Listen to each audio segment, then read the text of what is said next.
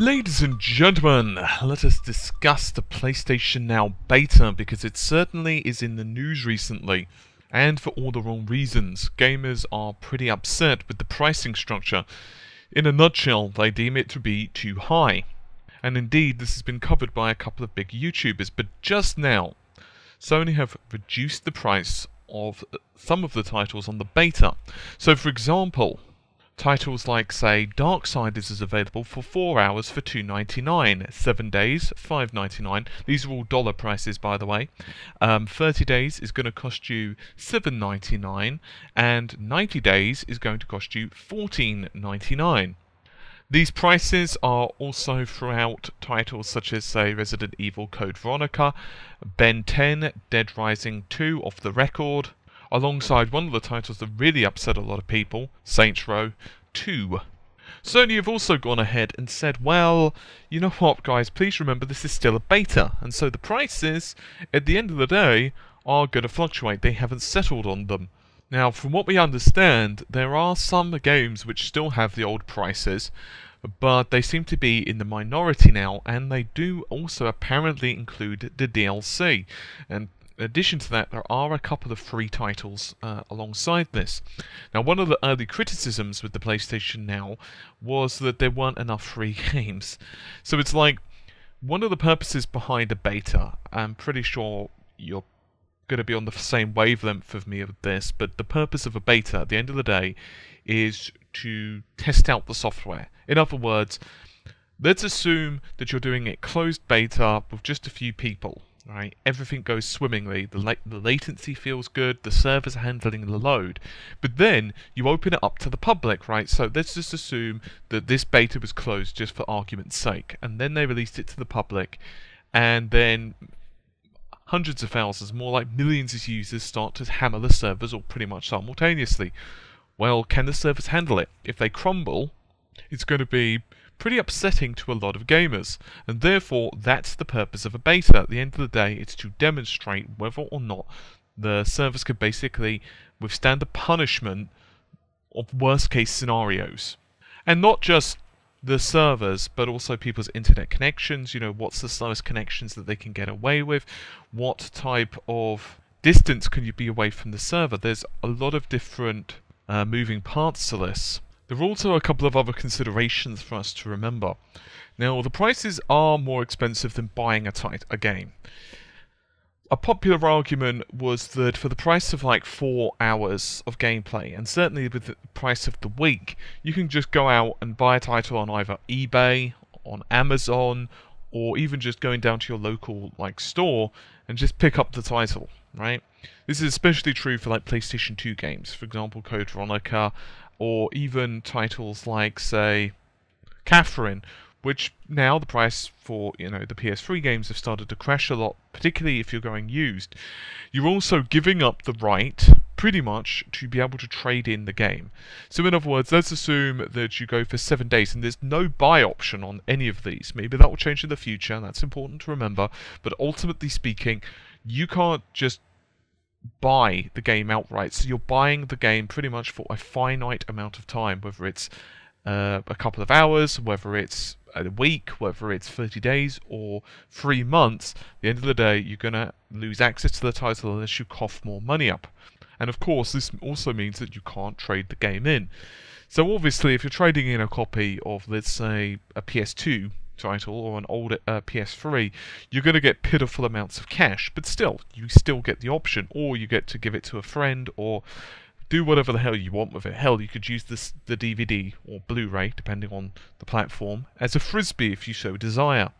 The counter-argument to this, however, is that the PS3, generally speaking, isn't compatible with the PlayStation 2. Now, before anyone jumps on me, yes, there were a couple of models, the really early ones that were released in like 2006 and 2007, which were capable of playing PS2 games, but most people don't have those. My PS2, PS3, which is from about that era, it doesn't play it. I think I've got the the actual model which doesn't. I think it was like the 80 gig. I honestly don't remember. Regardless, it simply just doesn't allow you to play it. Actually, I think I've got the 40. But still, therefore you can't access it, and certainly if you've got a later model PS3, you can't. Moreover, other title, if you've got a PS4, you can't play PS3 games, and certainly you can't play PS2, and so on and so forth. So unless you decide that, hey, you know what I want to do? I want to hook up all these different systems under my TV, you're pretty much limited. And a lot of the time, not everyone, but quite a few people do sell their old consoles when they're going on to the newer ones, because they want the cash, or they just want the room, or whatever. Of course, a lot of people were very upset with the PlayStation 4's absence of backwards compatibility, particularly with the older generation. I mean, the PS3, one can understand to a degree, because let's face it, PS3 emulation with the PS4's architecture would be quite difficult. It wouldn't be impossible maybe, but it would involve a lot of clever uses, and to be honest with you, I don't know if the CPU of the PS4 would be powerful enough to do it, at least to an acceptable level with a good frame rate. But certainly, many expected PS1 emulation at the very least, because let's face it, PS1 emulation in terms of raw PC specifications doesn't really require that much performance. I mean, people were basically doing this on old like Pentium 2s, so obviously PS1 emulation would be absolutely fine, and PS2 emulation would likely be okay also. But at the end of the day, Sony didn't do that and are going the PlayStation Now route. Do I feel that Sony made the right decision with the prices? Well, I'm glad they lowered the prices, but I don't really like the 4-hour option at all. I think it's just absolutely, well, I'll just be really honest, I think it's idiotic. I personally think that if you want to give an option to try it before you buy it, why don't you just give 30 minutes for free, right? It's like the game's streaming anyway, so just give us 30 minutes free, or just make it depend on the game. Like if it's a fighting game, give us 30 minutes for free, then we can decide to stream it. And actually, fighting game's not the best game maybe to stream, but let's say an FPS. Give us 30 minutes, 45 minutes to play it for free, and then we could decide whether to stream it or not, to actually, rent the title. Or if it's a game like, say, a JRPG, give us like an hour and a half maybe. Why? Because, well, the game just takes longer to get into. You probably wouldn't get much past the first cutscene and maybe a few other bits and bobs if you're actually just playing the game for like 30 minutes with a JRPG, as you can imagine if you've played, say, Final Fantasy 12. Additionally, I feel that the prices, I understand why Sony didn't go the other route, because the other option is they could have put the prices lower. So, for example, they could have put the prices at, let's just use arbitrary numbers, let's just say for like a week, they could have selected the price of $2.99, just for example. Well, let's assume after that, the publishers who actually released the game, they were like, yeah, we're actually not comfortable with this price, dude. We want you to raise that up a bit. The amount of complaints would be quite profound. On the other hand, they could always just put an asterisk there and say, you know what, these prices are only due because of the beta period. These are not finalized. And they basically could have that in every single screen. And I think it would have encouraged people to try out the service to get to know whether they like it or not. It's a bit of a tricky situation in terms of the prices, whether they should have kept them lower to begin with or higher. Personally, I would have liked more titles to be free, especially different titles of different genres, because I feel that if different genres were accounted for, Sony could get to know, well, how difficult is it to give a decent experience, like latency free. And there's also been a lot of differing reports regarding the PlayStation Now's performance on different internet connections. Some people have said the experience is pretty sweet and pretty latency free, while others have said, well, even on very fast connections like 100 MB, they're experiencing latency. Now obviously it really depends on their networking structure at home, and I don't want to say the users are wrong or right, but facts of the matter are, how good is their wireless connections from the PlayStation 4 to their router? Just because they've got a 100 megabit connection to their internet doesn't mean that their wireless could operate at that speed, or maybe they've just got crummy signal. And obviously that doesn't account for all of the cases. Some of it is obviously the Sony's fault. I'm just pointing out that there are different factors, and a lot of these factors need to be, in my opinion anyway, ironed out so Sony can give some really good guides and to be able to provide a really good fact before people cough up cash for the service.